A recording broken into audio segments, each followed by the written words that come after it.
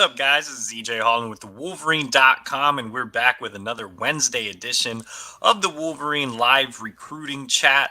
As always, I am here to answer your question. This is the free show, which means I'm answering all questions in the chat. But if you do want to skip ahead in the line, we already have some questions flowing in the chat. If you want to skip ahead in the line, you can hit that donate button and do a super chat that gets you to the front of the line and gets your question answered in priority order. That money also goes directly to our travel budget so we can continue to see recruits across the country. Before we start, remember to like this video. Helps us get in front of other Michigan fans so we can get more questions and more discussion going. And also subscribe to our YouTube channel. I think we're at 21,700 subscribers, so we want to get to that next goal of 22,000 subscribers. Make that happen and never miss a notification on when the next Michigan recruiting video is dropping. And last promo, make sure to subscribe to the Wolverine.com. For $29.99 for 6 months. So I think the old promo was until August 31st. So it's now extended past that. So as soon as you sign up, it's $29.99 for 6 months. That gets you insider recruiting information on all things, Michigan recruiting, Michigan football, basketball recruiting, transfer portal, NIL, and so much more. So subscribe to the Wolverine.com. Today, if you enjoy the show, you'll definitely enjoy the subscription. All right, guys, it looks like we have plenty of people on the show. We are ready to rock and roll. Let's go ahead and start off with Daniel G. What are your thoughts on Jaden Davis and Aaron Nolan? Made me a bit nervous seeing them at the same camp. So not exactly sure why it made you nervous. Those guys are naturally going to compete for the next several years, with Aaron Nolan being committed to Ohio State and Jaden Davis obviously being committed to Michigan. Now, I didn't get to go to the Elite 11 regional in Atlanta, where both of those guys, competed for a spot in the Elite 11 finals, mostly because I was doing my own traveling. I didn't want to miss the Under Armour Baltimore camp. And so I decided to stay a little closer to home and head up to see Aaron Childs and Darian Mayo and things of that nature. So I didn't see the camp, so I really can't give camp takeaways. Obviously, Jaden Davis did not get an invitation to the Elite 11 finals. Aaron Nolan did get an invitation to the Elite 11 finals. I exchanged text messages with our On3 national analyst, Jeremy Johnson, who was boots on the ground there to cover the camp, and he told me that Jaden Davis had a good performance, but not necessarily one where there should be clamor for him to earn that finals invitation on the spot. The bottom line is, I think Jaden Davis will eventually get his Elite 11 invitation. I looked at some of the clips, and from just judging from the clips, again, it wasn't there, so I don't have an overview of the event. But judging from the clips, it looked like he had a good performance. I think with Elite 11 inviting 20 quarterbacks to the event, remember, just because it's called Elite 11 doesn't mean they only invite 11 quarterbacks. They actually invite 20. So it would be shocking to see Jaden Davis not get an opportunity to go to the camp and get another chance to outperform Aaron Nolan, who did earn an invitation to the Elite 11 finals on the spot. Aaron Nolan is a guy I wasn't super high on last year. I had a chance to see him at the overtime finals in the summer, and I thought Jaden Davis had a better performance than him at that point. They were both at that same tournament as well. And you see Aaron Nolan here ranked as the number 6 quarterback, number 55 overall recruit in the industry ranking. But man, Aaron Nolan's really, really improved. I mean, seeing him at Myrtle Beach for a 7-on-7 tournament there a couple months ago, from seeing him at that OT7 event, I mean, it's night and day. He's really, really good. It's a great land for Ohio State. I think he's kind of similar to what CJ Stroud brought to the Buckeyes. So definitely no hate from me on Aaron Nolan. I think he's kind of opposite of Jaden Davis. I think Jaden Davis brings a high floor lower ceiling. I think Aaron Nolan has a little bit lower of a floor, but definitely has a higher ceiling. So will be interesting to see if Jaden Davis gets his Elite 11 Finals invitation later, and again gets another chance to compete against Aaron Nolan. And with 20 quarterbacks invited, like I said, would be shocking to not see him at the finals in Los Angeles this summer. Let's go ahead and go down to Antoine Johnson. Oh, we have a super chat. So sorry, Antoine, you got skipped over. We'll get back to you in a second, but our producer Megan has bumped up the super chat here. Jason Moose with a big $5 super chat. He says, EJ, I've been following 24/7 closely. And what are your thoughts on Childs, Nichols, Beasley, and Stewart? They should commit soon. Also, Scott. Well, Jason, I would advise you to come over to On3 and check out the Wolverine.com for our $29.99 subscription. Again, that gets you 6 months of premium insider recruiting information for just $30. So come on over to On3 and the Wolverine and check us out if you like the show. Thoughts on Aaron Child? Let's just go one by one. Aaron Childs, on 300 prospect, should be a top 100 prospect, just outside of that top 100 on the industry ranking. Michigan, the heavy leader on the On3 recruiting prediction machine. I was the first reporter out of any network to put in a prediction for Childs, and I still feel very confident after spending some time with him this weekend. He is down to Michigan, Florida, and Maryland. Maryland and Florida will receive his first two official visits next month. Michigan will get him last on the 23rd. And I think the Wolverines can seal the deal on that OV. We're going to just go quickly on each guy. So Dominic Nichols, 4-star edge out of Oakdale in Maryland, also had a chance to spend some time with him at the Under Armour Baltimore camp. Michigan, the leader on the On3 recruiting prediction machine. I have a prediction in for Nichols. I still think Michigan leads here. The school that scares me the most actually isn't Penn State, which is second on the On3 recruiting prediction machine. The Nittany Lions are out of this race. The school that scares me the most is Georgia. They recently offered, they are set to get an unofficial visit on June 20th. That comes a little more than a week after his set official visit to Michigan, which is June 9th. I'm interested to see how much of a priority Georgia makes him and how much that could change this recruitment. But as things stand right now, I think Michigan is ahead of schools like Kentucky and Wisconsin and a few others. Jeremiah Beasley, on 300 linebacker out of Belleville, Michigan. So in-state product. Belleville hasn't been overly kind to Michigan in the past, but I think the Wolverines are trending in the right direction here for Jeremiah Beasley. 95% chance on the On3 recruiting prediction machine. This is a true Michigan State recruiting battle. His half brother Malik Carr plays for the Spartans. He is set to be there on June 2nd for an official visit. Michigan will get him in a couple weeks later on June 16th. And that's a pivotal weekend. That is Victor's weekend. So a ton of Michigan commits are going to be on campus, including Jacob Oden. Oden is a childhood friend of Jeremiah Beasley. They play 7-on-7 together through Sound Mind, Sound Body. And Oden's a big influence in that recruitment as well. I know Malik Carr is his half brother, but Jacob Oden is kind of like a brother to him as well. And Michigan is just, on a program on the rise, while Michigan State appears to be heading on the down end. So I think Michigan just is a great fit for Jeremiah overall. Also, Jeremiah, really strong student in the classroom. I believe he's a 4.0 kid. So Michigan academics definitely playing a role with him as well. Amarion Stewart, 4-star wide receiver out of Chicago Kenwood Academy. Michigan still has the heavy lead in his recruitment. He is set to make an official visit to the Wolverines in June. I really like where my prediction stands with Amarion. This is a kid that's been trending the right way for several months at this point. He's visited Michigan more than any other school.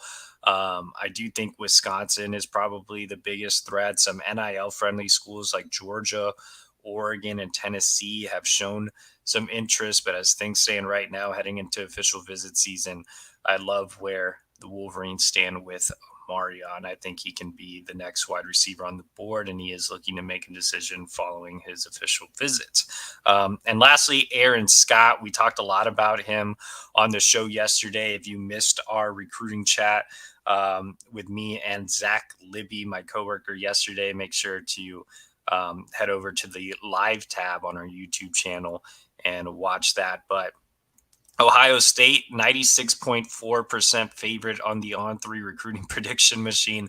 I believe On3 national analyst Chad Simmons just put in a prediction for Ohio State today.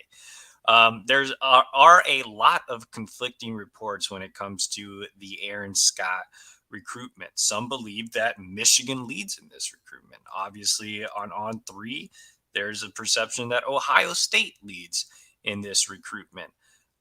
I wouldn't say anyone has a true lead. I think it's all going to come down to the official visit. So he is making an official or unofficial visit to Michigan on June 16th.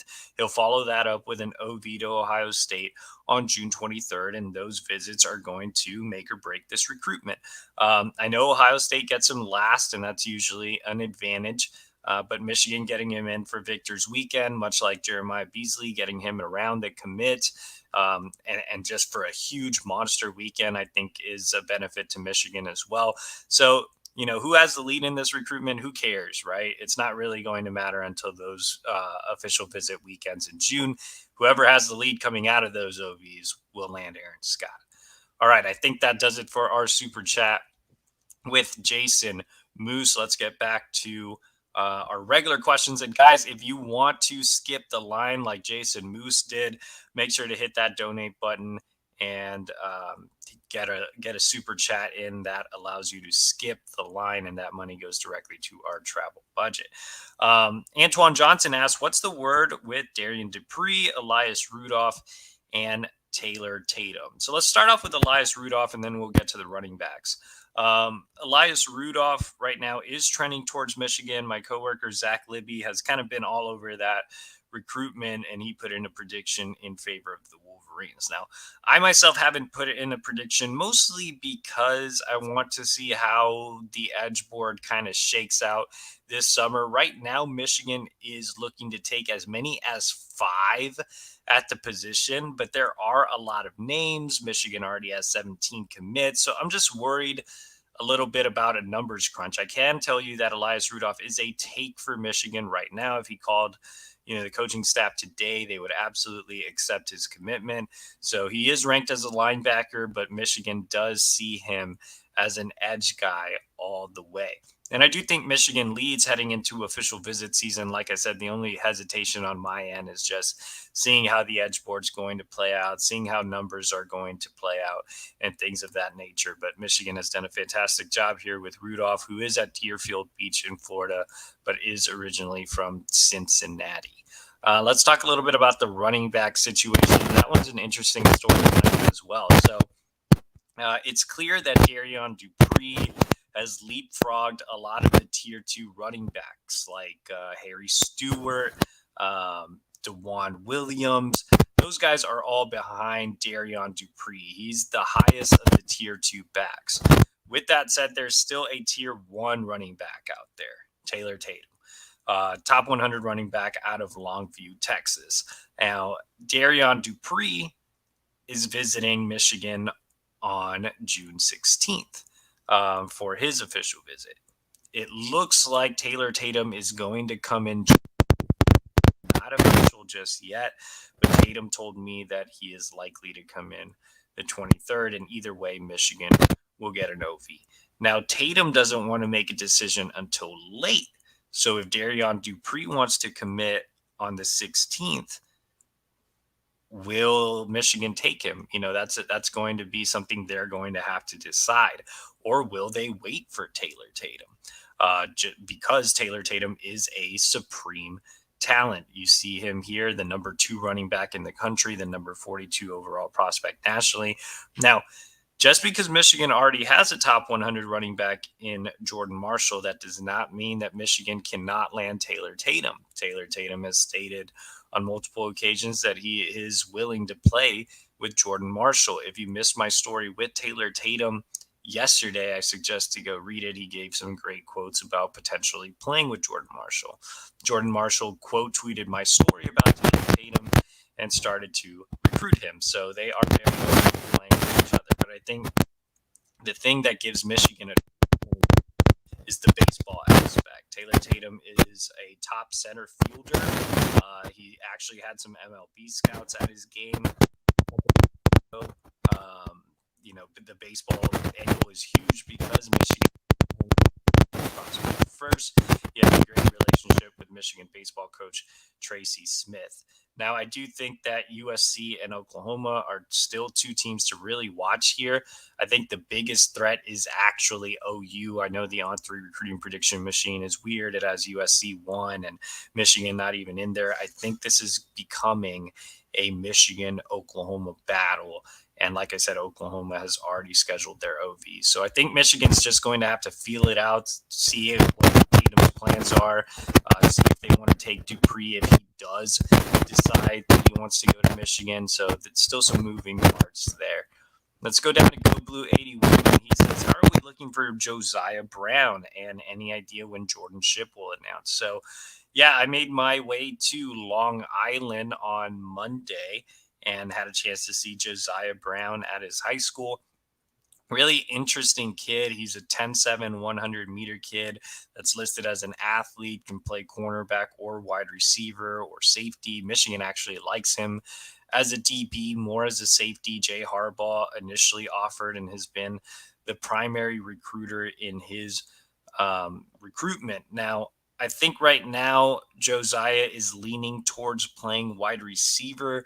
So that means that Michigan is a little more on the back end because they haven't talked to him a ton about playing wide receiver. The schools that are very open to that are Rutgers, Penn State, Georgia. Those three schools have locked in official visits. So if Michigan talks to him more as a wide receiver, I think that'll help. If they only recruit him as a DB, then it'll be kind of an uphill battle. But Michigan is in his top 7, and he is considering making an unofficial visit to Ann Arbor at some point in the near future. Jordan Shipp, 4-star wide receiver at his Charlotte Providence Day. When will he announce? I think Shipp's told me that he wants to make a decision before the start of his senior season. So that could be any time in late June, July, August. He hasn't really set a true decision date. Still the same here, man. It's going to be Michigan or one of the in-state schools, in my opinion. It's really going to come down whether he wants to stay closer to home or not. North Carolina and NC State have done a fantastic job with him. Michigan has done a great job with him. The school to watch that's kind of an outlier is Georgia. Kind of same thing with Dominic Nichols. They brought him in for an unofficial visit. If they offer and bring him back for another visit, that could really change the trajectory of this recruitment. He's very, very high on Georgia, so that would definitely be something to keep an eye on. But as things stand right now, it's Michigan or the in-state schools. I expect Jordan Shipp to come in for Victor's weekend, but his official visit has not been locked in as of right now. Let's go back to Go Blue 81. He follows it up with another question, and he says, how many edges do you think Michigan will take this cycle, and will there be room for Brian Robinson if he waits to commit? So it's definitely interesting to see how the numbers play out. Right now, Michigan is considering taking 5 edges. I know that sounds like a really, really big number, but this is going to be a big class. Now, let's say 4 guys commit and Darian Mayo commits. There would be an odd man out. And so I think guys like Brian Robinson, Dominic Nichols, Devin Baxter, Marquise Lightfoot, like those guys would have to jump on board. But as things stand right now, there's definitely room for Brian Robinson. Obviously, none of those guys have committed. Brian's coming in for his OV next month. If he commits shortly thereafter, no problem. I mean, he's been to Michigan like 10 times. So I think the Wolverines are still in a strong position here. I know there was recently a prediction in for Kentucky. I have not moved mine off of Michigan. If the OV goes well, I could see them closing with Brian Robinson for sure. I mean, he absolutely loves the program, both on and off the field. He loves Steve Klinkscale, Michigan's defensive coordinator, who has strong ties out in Youngstown and is originally from there. And Michigan staffer Dylan Roney has done a fantastic job in this one as well. Let's go ahead and go down to Nick Wenzel, and he says, will Michigan land Taylor Tatum? And like I said, man, I just talked about Taylor Tatum here. Um, it's going to be interesting to see if Georgia makes a strong run for him. But right now, I think that Oklahoma and Michigan are the two teams here. Oklahoma has started to make him even more of a priority. They're really pushing hard. They have an OV locked in. But I do think the possibility is there for Michigan to end up with both Jordan Marshall and Taylor Tatum. Like I said earlier, Taylor Tatum is not shying away from competition. He is embracing it. Jordan Marshall has been involved in recruiting him to Michigan. So the baseball angle is playing well for Michigan as well. So, yes, I think it is possible for Michigan to land Tatum. Will they? We'll see how official visits go. Let's go ahead and go to Indigo Ronin. How many edges are we taking? And call your shot. Who gets in the class? Name your 3 to 5 guys. So, yeah, like I said, they could take up to 5 guys, depending on how numbers shake out and how things play out this OV season. I think if I had to name 5 guys that I think would be in the class, it would be Brian Robinson, Dominic Nichols, Devin Baxter. God, I know I'm missing a few here because I'm going off the top of my head. Those 3, I definitely think would end up in the class. Jacob Smith is the other one I'm missing. So that's 4. And then Elias Rudolph. So that's 5. So those 5, I think, would end up in the class. Now, where things would get interesting would be if Darian Mayo was like, I'm committing, and one of those guys has not committed yet. Then I think there would be an odd man out. But I think it would be fair to say that Michigan leads for all 5 of those guys. And then you still have Marquise Lightfoot, who's set to make an OV as well on the board. But yeah, I think all 5 of the guys I just mentioned are possibilities to end up in the class, and it wouldn't be surprising to see all 5 of those guys be the 5 edges in the class. Remember, Mason Curtis is already committed and is kind of penciled in as an edge, but he's more of a defensive athlete. Same thing as Cole Sullivan. Those guys could end up pretty much anywhere depending on where their body takes them. They'll have to develop in the Michigan strength and conditioning program. Let's go down to George Hay. And he says, do you think we have a decent shot for Justin Scott? I believe he is visiting next month. So shout out to George Hay for joining. I don't think we've seen his name before. So new guy in the chat. We appreciate all our new members. And as always, guys, make sure to like this video. Helps us get in front of other new Michigan fans like George Hay, and subscribe to our YouTube channel. It only helps us grow and get more questions in here. But let's go ahead and get to George's question. Justin Scott. I wouldn't say decent, man. I'm pretty pessimistic when it comes to Justin Scott. They are getting him in for the official visit, so you are correct. He is coming in June. Michigan's been a long-time contender here. He has great relationships with Mike Elston, Jesse Minter. He's been to campus before, but I think there are some teams ahead of Michigan. I still don't think Michigan is playing in the same NIL game with a school like Miami that's starting to trend the right way in the Justin Scott recruitment. So if I had to pick a school today, it would probably be Miami. Maybe things will change on the official visit. I mean, Michigan loves Justin Scott. He's 6'5", 310 pounds. He's the number 11 overall prospect in the country. But as you see on the On3 recruiting prediction machine, Miami leads. I would give the Hurricanes the advantage going into official visit season. So a lot of work for Michigan to do. And from talking to those around the program, they know they are playing from behind going into the visit. Let's go ahead and go to Go Blue 81. If Cutter Bowley goes to Kentucky tomorrow. Are we going the route of all eggs in one basket for Bryce Underwood, or are there other possible targets? There are other possible targets. So Cutter Bowley is set to make a decision tomorrow. It looks like that'll probably be Kentucky making a decision even sooner than expected. You see, he has a 95.3% chance to land at Kentucky and stay home. He is a Lexington kid, so that's why Kentucky is the heavy favorite. I've put in a prediction. I expect him to land at Kentucky as well. But there are some other targets on Michigan's quarterback board in 2025. You look at Ryan Montgomery. He's a kid that's visited on numerous occasions. He really loves the program, even though his brother Luke is has signed to play for Ohio State.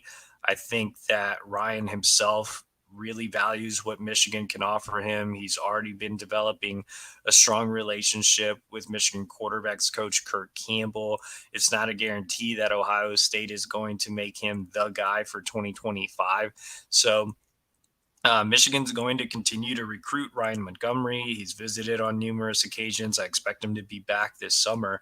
I mean, if Michigan gets Bryce Underwood, knowing Bryce and how competitive he is, I think he would be open to a two quarterback class. When you look at what Michigan's done the last couple of cycles, it's been more project takes. I mean, I would love to see a two quarterback class after, landing Jaden Davis if Bryce is open to it.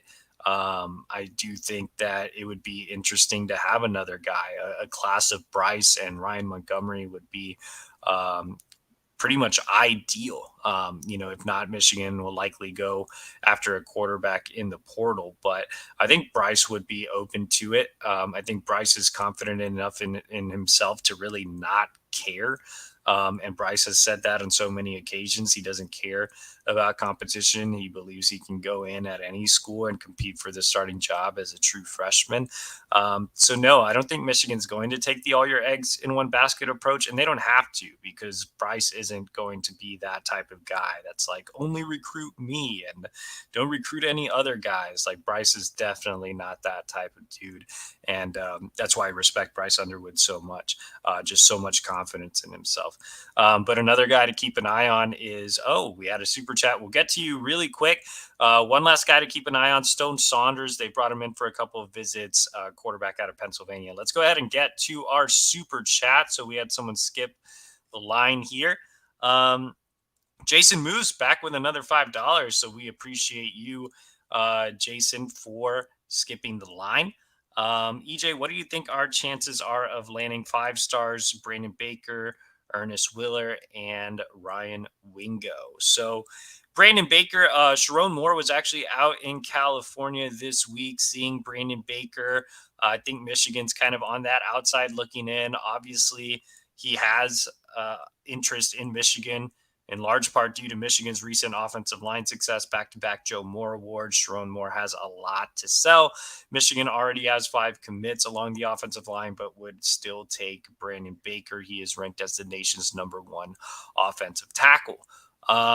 With that said, I think, again, Michigan's probably on the outside looking in right now. We'll see if he comes in for an OV, but work left to do. Ernest Wheeler, top 100 defensive lineman out of IMG Academy. I'm told Michigan is no longer in the mix there. So let's go ahead and move on to 5-star wide receiver Ryan Wingo out of St. Louis. He surprisingly set an official visit to Michigan after not returning for an unofficial visit in the spring.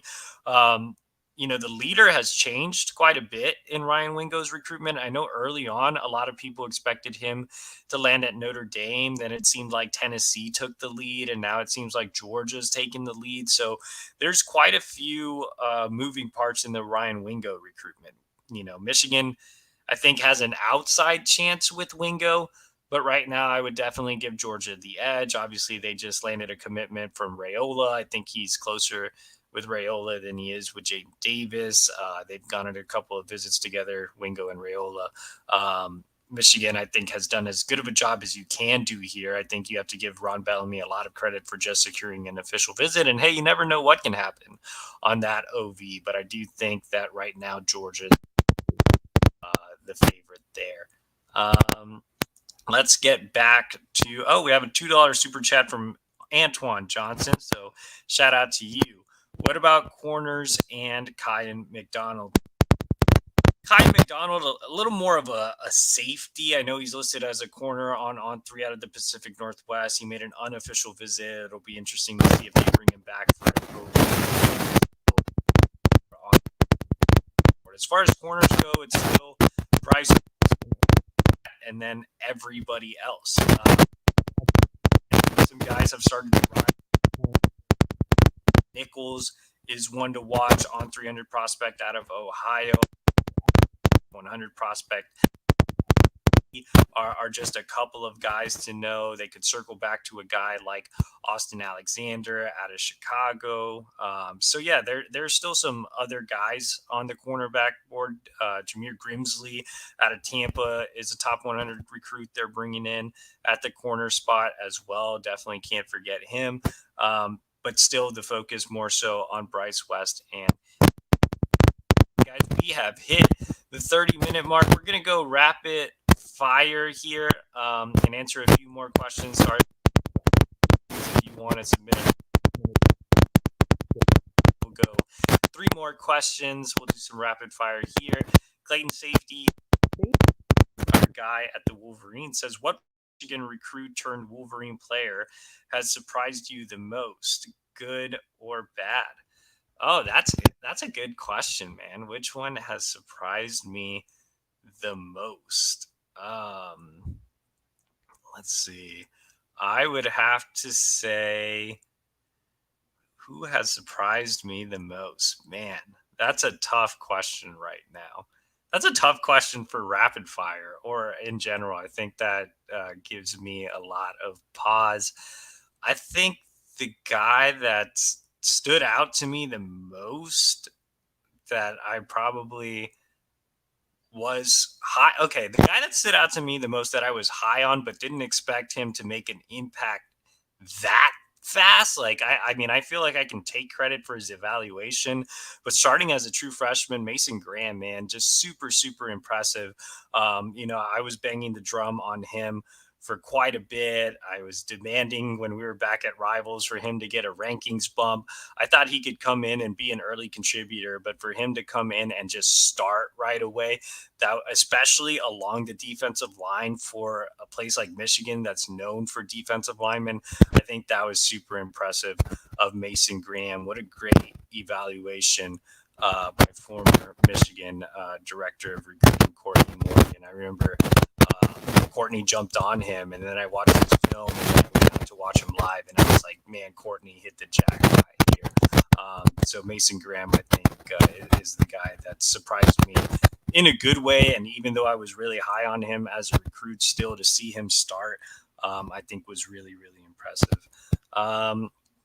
Let's go down to Go Blue 81, and he says, will the hiring of Shemi Schembechler help recruiting, or do we need more people in recruiting? I think he'll help with the evaluation process. I believe Shemi's background is more as a scout. Obviously, he has the Schembechler last name, so that'll help either way, but I still think the recruiting department needs to expand. Tyrese Smiley says, how many top 100 players does Michigan land this class? I think it depends on how the final rankings shake out, but I would say maybe 3 or 4. Big Grove says, with all these edge targets, is there a lot of pressure on us to land Brian Robinson, and is Jacob Smith a real possibility? I think there's more pressure on Brian Robinson to jump in to the class. I think Michigan's kind of cool because they have so many targets on the board.